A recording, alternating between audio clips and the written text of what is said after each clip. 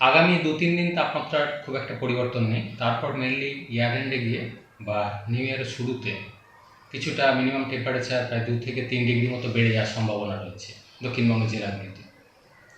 কলকাতা পার্শ্ববর্তী অঞ্চলের জন্য আগামী 2 দিন দিনের সর্বোচ্চ তাপমাত্রা 22 থেকে 23 ডিগ্রি কাছাকাছি আর সর্বনিম্ন তাপমাত্রা 13 ডিগ্রি কাছাকাছি থাকার সম্ভাবনা।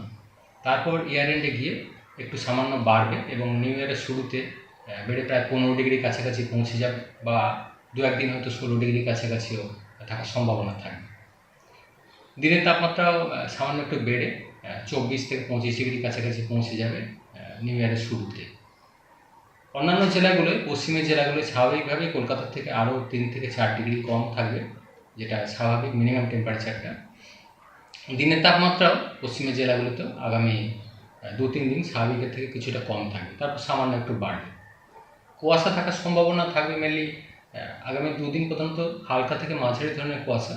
তারপর ইয়ার এন্ড গিয়ে বা নিউ ইয়ারের শুরুতে কিছুটা কুয়াশা বাড়ার সম্ভাবনা থাকবে দক্ষিণবঙ্গের জেলাগুলিতে। পর্যন্ত মাঝারি ধরনের কুয়াশা দক্ষিণবঙ্গের বেশিরভাগ জেলাতেই থাকার সম্ভাবনা থাকবে বছরের শেষে বা নিউ ইয়ারের শুরুর দিকে।